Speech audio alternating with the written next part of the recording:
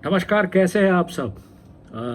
कुछ एक सप्ताह के बाद हम लोग मिल रहे हैं और आप देख रहे हैं हिंदी भाषा में डेटलाइन गुजरात न्यूज़ .com का ये डिजिटल वीडियो न्यूज़ बुलेटिन।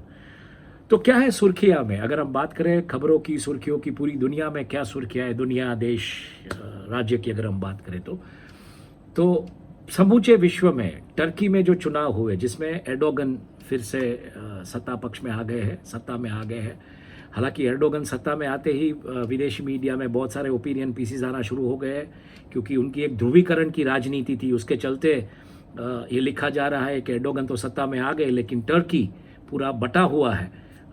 बहुत सारे लोग एर्डोगन के साथ उनकी जीत का जश्न मना रहे हैं और एक मतलब इसके जो की टेक अवेज क्या हो सकते हैं, इसके बारे में न्यूयॉर्क टाइम्स में बहुत ही अच्छा एक आर्टिकल लिखा गया है।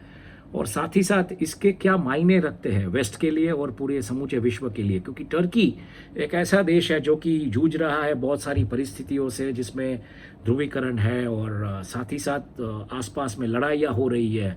यूक्रेन, रशिया, सीरिया और ईरान के जो मामले चल रहे हैं, यूएसए का जो मामला चल रहा है, साथ ही साथ पैलेस्टीन और इसराइल की जो कॉन्फ्लिक्ट जोन में जो लड़ाई चल रही है, तो उसके बीच टर्की एक बहुत मतलब एक पुराने दिनों से अगर हम देखें इस्तांबुल जो रूट था पूरे एशिया के लिए, तो टर्की का एक इम्पोर्टेंस उस तरीके से बहुत ही ज़्यादा है।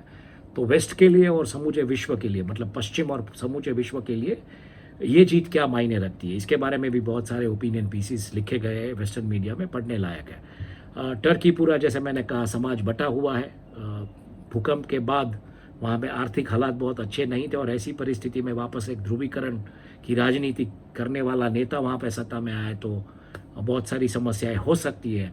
ऐसे बहुत सारे ओपिनियन पीसेस हैं। हालांकि पब्लिक खुश है एर्डोगन से, तो देखना पड़ेगा अब ये कैसे बिल्टअप होता है। तो दूसरी तरफ टर्की की जो करेंसी, उसका जो चलन होता है लीरा, वो ध्वस्त हो चुका है, मतलब एक रिकॉर्ड लो पे चला गया है। तो ये अच्छी खबर नहीं है करेंसी मार्केट्स और इकोनॉमी के लिए।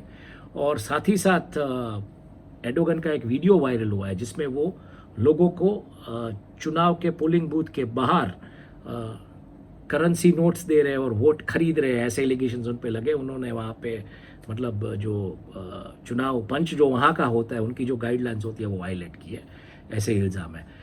आगे बात करें दुनिया में और क्या खबरें हैं, तो रशिया और यूक्रेन के वॉर जोन में आज रशिया और यूक्रेन की जो लड़ाई है वो 450वें दिन में पहुंच चुकी है। मतलब आज 450 दिन में लड़ाई जारी है और एक मिसाइल ताकी गई है निप्रो में, रशियन फोर्सेस ने ताकी है और एक इंसान इसमें मृत्यु होने की खबर है और 15 लोग घायल हैं।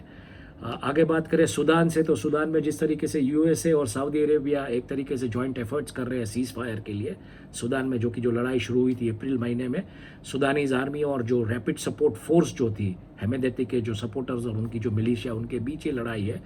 तो उसके चलते यूएनए ने एक चेतावनी दी है कि करीबन 1.3 मिलियन यानी कि 13 लाख लोग सूडान से हिजरत कर चुके हैं, वो निकल चुके हैं सूडान से। और ऐसे हालात में ऐसा माना जाता है कि आसपास के जो इलाके हैं जहाँ पे ये लोग गए, वहाँ पे भूखमरी के हालात पैदा हो सकते हैं। और साथ ही साथ अल नीनो की जो समस्या है उसके चलते सूडान में बहुत सारी समस्याएं हो सकती है और आसपास के इलाकों में भी समस्या हो सकती है और भूखमरी सबसे बड़ा खतरा है। तो दूसरी तरफ छोटे छोटे टेम्पररी क्लिनिक्स के लिए वॉलंटियर्स और रिसोर्स मांगे जा रहे हैं जहाँ पे अभी लड़ाई फ़िलहाल शुरू है। तो ये थी खबर अफ्रीका से। अगर हम कॉन्फ्लिक्ट जोन जो है इजराइल और पैलेस्टाइन, उसकी अगर बात करें तो गाज़ा में एर्डोगन की जो जीत हुई टर्की में, उसको लेकर जश्न मनाया गया। एक तरफ जश्न मनाया जा रहा था तो दूसरी तरफ इजरायली ऑक्यूपेशन जो है वो एक तरीके से बेथलेहम में कुछ बुलडोज़र घुमा रहे थे, कुछ मतलब जिसको बोले डिमोलिशन का कामकाज कर रहे थे। इजरायली आर्मी ने भी पैलेस्टाइन के जो लैंड्स थे गाज़ा में, जो उनकी ज़मीनें थी, उसके ऊपर बुलडोज़र घुमा दिए, वहाँ पे घुस गए, मतलब एक तरीके का अतिक्रमण, और उसकी खबरें वहाँ से आ रही है। आगे बात करें यूएसए की, तो यूएसए में सबसे बड़ी समस्या जो है वहाँ की डेट सीलिंग लिमिट। अभी इसको लेके जो मुद्दा है, क्योंकि यूएसए का जो डेट है वो करीबन 31 ट्रिलियन डॉलर, मतलब भारत आज $3.5 ट्रिलियन की इकोनॉमी है, $5 ट्रिलियन की इकोनॉमी बनने के ख्वाब देख रहा है, तब उसके 6 गुने मतलब उसके डेट पे वो अमेरिका बैठा है। और उसके चलते अब कितना डेट ले सकते हैं, क्या कर सकते हैं, इसको लेके बाइडेन एडमिनिस्ट्रेशन ने कुछ मतलब अपने सुझाव रखे, स्पीच दी उन्होंने पिछले सप्ताह, और थोड़ी पॉजिटिव लगी लोगों को, मार्केट्स को पॉजिटिव लगी। इसके चलते थोड़ी पॉजिटिविटी पंप हुई है मार्केट में। खास करके मेरा जो फेवरेट सब्जेक्ट है बिजनेस और फाइनेंस अपडेट्स की अगर हम बात करें तो एशियाई बाज़ार, यूरोपीय बाज़ार और यूएस के बाज़ार अच्छे तौर पे खुले। शेयर्स मतलब उसमें शेयर्स में बढ़त देखने को मिली। और भारत की अगर हम बात करें तो सेंसेक्स और निफ्टी भी अच्छे खासे नंबर्स पे मतलब बंद रहा in a positive zone on a green counters अगर हम बात करें तो। हालांकि यूएस स्टॉक्स थोड़े असमंजस में हो सकते हैं, ऐसी एक खबरें आ रही थी। और कमोडिटी बाज़ार पे इसकी क्या इम्पैक्ट हुई, तो कमोडिटी बाज़ार में भी अगर हम देखने जाएँ तो हेडलाइंस में अगर हम देखें तो शार्प रिफ्लेक्शन दिखता है डेट सीलिंग लिमिट का जो निर्णय लिया गया है कि क्या किया जाएगा अभी यूएसए में, उसको लेके थोड़ी पॉजिटिव बात है। बिल्कुल मतलब उनको ऋण लेके ही चलना पड़ेगा, लेकिन वो अब थोड़ा नाप तोल के ऋण लेंगे और बहुत सारे उन्होंने कटौतियाँ वगैरह की है, तो उस दिशा में ये सब जाएगा। और दूसरी तरफ अगर हम देखें तो सोने के भाव वैसे के वैसे रहे, इसमें कोई बड़ा बदलाव गिराव या उसमें कोई बढ़ोतरी देखने को नहीं मिली है।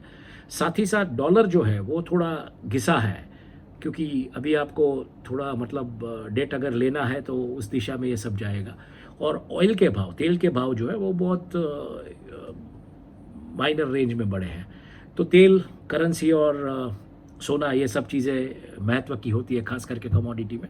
बाकी तो एग्री कमोडिटी के फीचर्स वगैरह हो तो उसके बारे में आप पढ़ सकते हैं हमारी वेबसाइट में, एज अ जो न्यूज़ बुलेट पॉइंट्स और वायर्स पॉइंट्स जो होते हैं उसके ऊपर। आइए आगे बात करते हैं कोविड की। हू के जो चीफ ने जिस तरीके से पिछले हफ्ते जो एक बात कही कि एक लंबा काल आ सकता है कोविड का, तो उसके चलते नई डिटेल्स जो आई है नए वेरिएंट की लॉन्ग कोविड, उसके बारे में बहुत सारी खबरें समूचे विश्व के मीडिया में सब जगह पे छाई हुई है। और चाइना का न्यू कोविड वेव, मतलब उसकी ऐसी बात आ रही है कि जून के अंत तक चाइना में करीबन 6.5 करोड़ लोग कोविड से अगर देखने जाए तो संक्रमित हो सकते हैं, ऐसी बात आ रही है। और अगर ये हुआ तो मतलब अभी बहुत ध्यान रखना पड़ेगा, क्योंकि ये वेरिएंट कुछ अलग तरीके का है। तो इसके बारे में आप पढ़ सकते हैं हमारे न्यूज़लेटर में जो लिंक्स दी गई है उसमें। और इसके चलते यूएस एफडीए ने एक फर्स्ट ओरल एंटीवायरल ट्रीटमेंट जो है कोविड-19 का, उसको अप्रूवल दे दी है। तो ये अच्छी खबर है। भारत में भी बहुत सारी कंपनियां इस antiviral treatment, oral antiviral treatment कोविड-19 का जो उसको लेके काम कर रही थी, नेज़ल वगैरह में भी। तो मुझे लगता है ये अच्छी खबर है इस दिशा में। बात करते हैं मौसम की। मौसम मतलब क्या है पता नहीं है।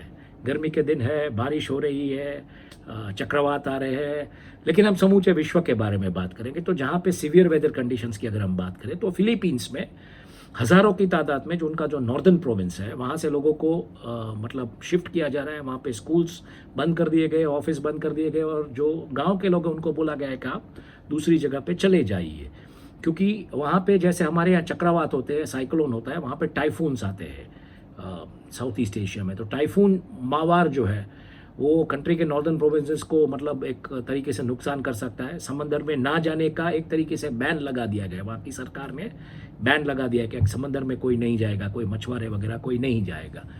और इसके चलते भारत की अगर हम बात करें तो भारत में खबरें आ रही है थंडरस्टॉर्म्स की। कल अहमदाबाद में बारिश जिस तरीके से हुई, आईपीएल की मैच नहीं हुई, तो आज आईपीएल की मैच की भी खबरें मतलब सब जगह पे गुजरात में है कि क्या कैसे और किस तरीके से।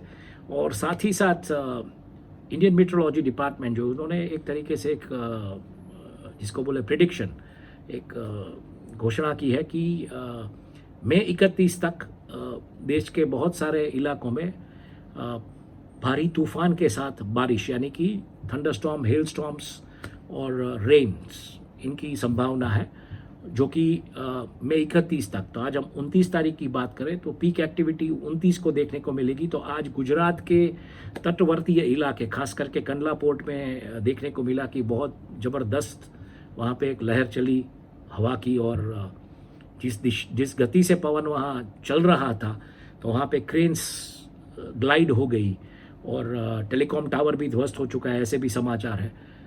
तो ये थी खबरें मौसम की जो जानकारी है उसके बारे में। और खास एक और खबर, जो सप्तऋषि की जो मूर्तियाँ थी महाकाल कॉरिडोर में जो लगाई गई थी उज्जैन में, वो ध्वस्त हो चुकी है, गिर गई है। तेज़ हवा के चलते। तो ये सब खबरें हैं भारत से, समूचे विश्व से। बेसिकली हम पॉइंटर्स देते हैं, बाकी का आप जो अगर आप उस तरीके से देखना चाहें तो हमारे न्यूज़ वायर सेक्शन में जाइएगा, ढेर सारी खबरें हैं। आप जो चाहे उसमें से क्लिक प्ले प्लग करके आप देख सकते हैं, पढ़ सकते हैं।